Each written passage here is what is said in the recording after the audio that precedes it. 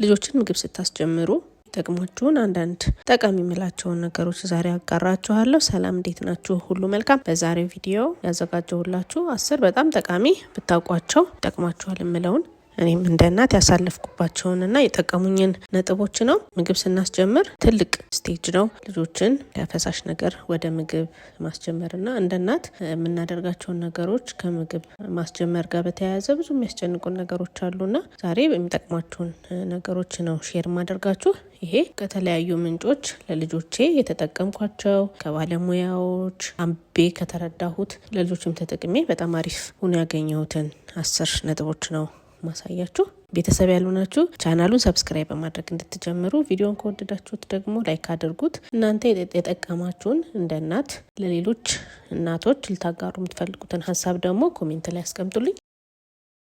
አንደኛ የመጀመሪያው ሼር ማድረጋችሁ ነጥብ ምንድነው? እኔም የተጠቀምኩበት ለልጆች መጀመሪያ ምግብ ስታስጀምሩ አንድ አይነት ምግብ ብቻ አስጀምራችሁ ቀስ እያላችሁ 2 አይነት 3 አይነት የምትቀላቅሉት አይነቶች ማለት ነው። በዛ እያደረጋችሁ ነው መሄድ ያለባችሁ። ስለዚህ በተለይ ደግሞ አለርጂክ ሊያመጡ የሚችሉ ምግቦችን መጠንቀቅ። አንድ አይነት ምግቦችን ስናስለምድ ደግሞ ሰውነታቸው እንዴት እንደተቀበለው ለመረዳት 2-3 ቀን በተደጋጋሚ እየሰጡ ሰውነታቸው መቀበሉንና አለመቀበሉን አለርጂክም የሚያሳይ ከሆነ እሱን ለማወቅ 2-3 ቀን እናየዋለን ማለት ነው። አንደኛውን አይነት ሲለምዱልን ደግሞ 2 አይነት እየቀላቀልን 3 አይነት እየቀላቀልን ቀስ እያረግን እንሄዳለን ማለት ነው። በሁለተኛነት ሼር ማደርጋችሁ ምንድነው? መጀመሪያ ምግብ ስታስጀምሩ ምን ያህል መጠን ነው የምናስጀምረው የሚለው የሚያሳስበንና እንደ መጀመሪያ ወይንም 2 ማንኪያ ምግብ ማስጀመር በቂ ነው። በአንዴ ብዙ አይመገቡም። ቀስ እያልን የማለማመጃ ጊዜ መኖር ስላለበት 1 ወይም ደግሞ 2 ማንኪያ እያደረግን ቀስ እያልን መጠኑን እየጨመር ነው እንሄዳለን። ስለዚህ ሁለተኛ ነጥብ አነስ ካለ መጠን ጀምሩ። ቀስ እያላችሁ ደግሞ መጠኑን እየጨመራችሁት ትሄዳላችሁ። በሶስተኛነት አንዳንድ የአትክልትና ፍራፍሬዎች መቀቀል የሚኖርባቸው አሉ። በተለይ አትክልት ሁሉንም ቀቅላችሁ ነው የምትሰጡት፣ ፈጭታችሁ ነው የምትሰጡት እና እነሱን በምታደርጉ ጊዜ ደግሞ በስቲም ማብሰል ከመቀቀል ይልቅ የተሻለ ነው። ውስጡ ያለውን ጠቃሚ ንጥረ ነገር እንዳያወጣብን ማለት ነው። ስቲም ማድረግ ቢቻል እሱ በጣም ጥሩ ነው። በቤታችሁ ውስጥ ያለውን ነገር መጠቀም ትችላላችሁ። እንደ ተለቅ ያለ ማጥለያ ነገርም ካለ የፓስታ ማጥለያም እንደዚህ ቤት ውስጥ ብረት ነገር ሆኖ እንደ ስቲም ልታደርጉበት የምትችሉበት እቃ ካለ ጥሩ ነው። ስለዚህ ከመቀቀል ይልቅ ስቲም ማድረጉ የተሻለ ነው። ከአትክልቱ በተጨማሪ ደግሞ ፍራፍሬ በተለይ አፕል ስንሰጥ ስቲም ሳይደረግ ሲቀር ብዙም አይፈጭም እና መጀመሪያ አካባቢ ላይ ለመስጠት እሱን ስቲም አድርጋችሁ መስጠት እሱ በጣም ጠቃሚ ነው። ካልሆነ ደግሞ የምትቀቅሉት ከሆነ ምግቡን ፈጭታችሁ በምታዘጋጁበት ጊዜ የቀቀላችሁበትን ውሃ መጠቀም። ያ ማለት በምትቀቅሉበት ጊዜ ወደ ውሃው የገባው ጠቃሚ ንጥረ ነገር ካበሰላችሁት ነገር የወጣው ውሃው ላይ ስለሚሆን እሱን ስትፈጩ መጠቀም በጣም አሪፍ ነው ማለት። ካበሰላችሁት ነገር የወጣው ጠቃሚ ነገር ወጥቶ እንዳይቀር የልጆቻችሁ ምግብ ላይ እንዲካተት ያደርጋል ማለት ነው። አራተኛው ነጥብ ደግሞ የውፍረት መጠኑን ነው ለነግራችሁ የፈለኩት። ያው እንደ መጀመሪያ እናት ስትሆኑ በተለይ ከመጠኑን ባሻገር ደግሞ ውፍረቱ ቀጠን ማለት አለበት ወይስ ወፈር አለ ማለት አለበት የሚለው የሚያሳስብ ነውና መጀመሪያ አካባቢ ላይ ስትጀምሩ ቀጠን ካሉ ምግቦች ስትፈጩ ትንሽ ቀጠን እያደረጋችሁ ትፈጩታላችሁ። ከዛ በሂደት ቀስ እያለ ያወፈራችሁት ሄዳላችሁ። ይሄም የልጁ የዳይጀሽን ሲስተሙ የመፈጨት ሲስተሙ እያደገ ሲመጣ የልጁ ምግብ ትንሽ ወፈር እያለና ሸርከት እያለ መሄድ ያለበት ከእድሜው ጋር ማለት ነው። መጀመሪያ አካባቢ ላይ ሲሆን የደቀቀና ትንሽ ቀጠን ያለ መሆን አለበት። ከዛ በሂደት ውፍረቱን ሸርከት ማለቱን እየጨመራችሁት ትሄዳላችሁ ማለት ነው። አምስተኛው ምግብ ለመጀመር የትኛው ጊዜ ነው ትክክል? አንደኛ እድሜያቸው እንደምታውቁት 6 ወር አካባቢ እንድንሰጣቸው 6 ወር አካባቢ ሲሆናቸው ምግብ እንድናስጀምር ነው የሚመከረው። ከዛም ደግሞ እናንተ የምታዩቸው አንዳንድ ነገሮች አሉ።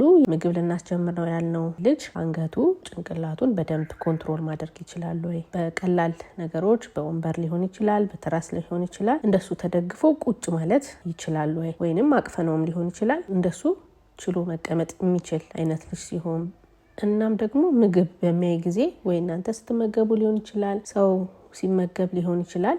ምግብ ሲያይ የመብላት ፍላጎት የሚያሳይ አፉን የሚከፍት ለመብላት ወደፊት ጠጋ የሚል እንደዚህ ሲሆን ከእድሜውም በተጨማሪ ደግሞ ምግብ የምታስጀምሩበት ትክክለኛ ጊዜውን የምትለዩበት ይሄ ነጥብ ነው ማለት ነው። ስለዚህ ከ6 ወር ከመሙላታቸውም ባሻገር ደግሞ እነዚህን ምልክቶች ማየት ልጆቻችሁ ትክክለኛ ምግብ የሚጀምሩበትን ጊዜ ለማወቅ ይረዳችኋል ማለት ነው። በ6ኛነት ላነሳው የምፈልገው ምንድነው ብዙ ጊዜ ስለ ምግብ እንጨነቃለን። ስለምናዘጋጃቸው ምግቦች፣ ስለ መጠኑ፣ ስለ ወፍረቱ፣ ስለ ቅጥነቱ፣ ስለ አመጋገባቸው እንጨነቅና አልፎ አልፎ ደግሞ የምንረሳው ነገር አለ፣ ውሃ ማጠጣት። ልጆች ምግብ ስናስጀምር አብረን ማሰብ ያለብን ውሃ መጠጣት እንዳለባቸው ነው። ከ6 ወር በፊት እንደምታውቁት ለልጆች ውሃ አይሰጥም። ምክንያቱም ደግሞ ከሚወስዱት ወተት ከጡት ወተትም ይሁን ከፎርሙላ ወተት ውሃን ስለሚያገኙ ካላቸው የዳይጀሽን ሲስተም ያደጉት የመፈጨት ሲስተም ጋር አብሮ የሚሄደው የጡት ወተት ወይንም የቆርቆሮ ወተት ነው ከ6 ወር በታች ላሉ ልጆች። ስለዚህ ምግብ መጀመር ስናነሳ ደግሞ አብሮ የሚመጣው ውሃ መስጠት ነው። ስለዚህ ምንጊዜም ምግብ ከበሉ በኋላ ውሃ ማጠጣትን እንዳትረሱ። ለመፈጨቱም ያግዛቸዋል። ሰውነታቸውም ደግሞ የውሃ ጥም እንዳያጋጥሙ ስለሚያደርግ እሱ መርሳት የለብንም። እንደ አስፈላጊነቱ ደግሞ ምግብም እየወሰዱ መሀል ላይ በትንሽ መጠን ውሃ ቢወስዱ ችግር የለውም። ግን የሚበዛ ከሆነ የሚወስዱትን ምግብ መጠን እንዲቀንስ ሆዳቸው ቶሎ እንዲሞላ ስለሚያደርግ በተቻለ መጠን ምግብ ከበሉ በኋላ ማጠጣት፣ ካልሆነ ግን አስፈላጊ ሆኖ ከተገኘ ደግሞ መሀል ላይ መስጠቱን እሱ እንዳትረሱ።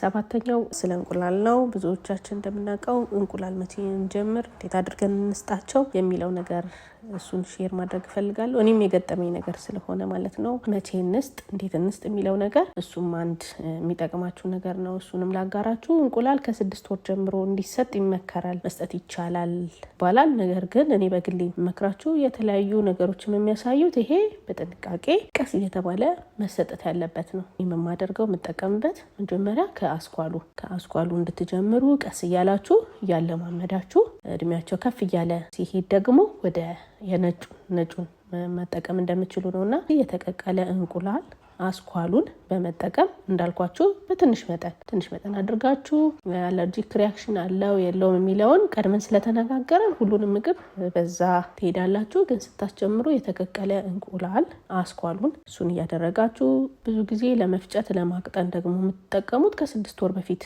የተጠቀሙትን ወተት፣ የጡት ወተት ከሆነ የጡት ወተት፣ ቆርቆሮ ወተት ከሆነ የቆርቆሮ ወተት እያደረጋችሁ መስጠት ትችላላችሁ። ለሰውነታቸው አዲስ ስላልሆነ ምግቡን ለማስጀመር በጣም ያግዛችኋል። ቀስ እያሉ ሰውነትን ለማለማመድ ነው። ይሄ ሁሉ ምግብ በአንዴ የሚሰጥ ሳይሆን በሂደት ቀስ እያላችሁ እያለማመዳችሁ የልጆቻችሁን ሁኔታ በደንብ እየተከታተላችሁ የምትሄዱት ነው። 8ኛው ደግሞ እንግዲህ አሁን ልጆቻችንን ምግብ አስጀመርን፣ የተለያዩ ነገሮችን እየፈጨን እያበሰልን እየቀቀልን እየሰጠናቸው ነውና ከዚህ በፊት የሚጠቀሙትን ወተት ማለት የጡት ወተትና የቆርቆሮ ወተት ይቆማል ወይ የሚል ነው አንደኛውና ለ6 ወር እየተጠቀሙት የነበረውን ወተት አሁንም መስጠት እንቀጥላለን ማለት ነው። በአንዴ አታቆሙትም። ቀስ እያሉ እነሱ ራሱ ምግብ በደንብ እየበሉ ሲሄዱ ራሳቸው የሚጠቀሙትን የሚወስዱትን በራሳቸው ቀስ እያለ የሚቀንስ ነው እንጂ በአንዴ የሚቆም ነገር አይደለም። ስለዚህ ሲጠቀሙት የነበሩትን ወተት መስጠት መቀጠል አለባቸው። የላም ወተት እንደምታውቁት 1 ዓመት ላልሞላው ልጅ አይሰጥም። ከ1 ዓመት በላይ ለሆኑ ልጆች ነው የሚሰጠው። ስለዚህ በዚህ ጋር ወተት ስል የጡት ወተት ወይንም የቆርቆሮ ወተት ፎርሙላ ወተት እንደሆነ እንድትረዱ ትፈልጋለሁ። ሌላው ምንድነው ምግብ በሚፈልጉበትና ምግብ ከመገባቸው በኋላ ደግሞ እንደጠገቡ የሚያሳዩበት ምልክቶች አሉና እነሱን በደንብ መከታተል አለብን።